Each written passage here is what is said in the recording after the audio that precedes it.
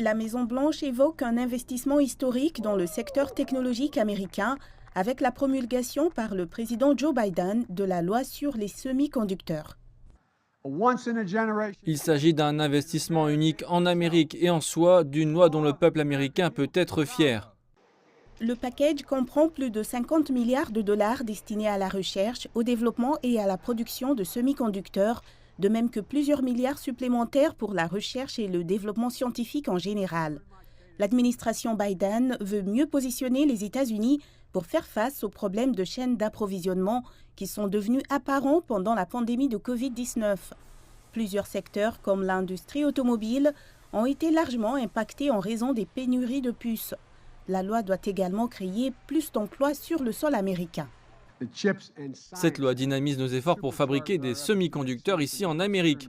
Excusez-moi, ces mini-puces informatiques, plus petites qu'un doigt, mais qui sont les éléments constitutifs d'une économie moderne et qui sont nécessaires pour tout, depuis les smartphones en passant par les lave-vaisselle et les automobiles. La Maison-Blanche pense que la loi aidera les États-Unis à mieux concurrencer la Chine en stimulant le secteur technologique. Mais le financement est assorti de conditions. Les entreprises qui recevront de l'argent sont limitées dans la manière dont elles peuvent investir ou s'associer à des entreprises chinoises. Cette loi prétend viser à améliorer la compétitivité de la technologie et des puces américaines, mais le projet de loi contient des dispositions qui restreignent la coopération scientifique et technologique normale entre la Chine et les États-Unis, et la Chine s'y oppose fermement. Les détracteurs de la loi américaine sur les semi-conducteurs soulignent également qu'il s'agit pourtant du même type de politique industrielle large que les États-Unis accusent souvent la Chine d'utiliser pour manipuler les marchés.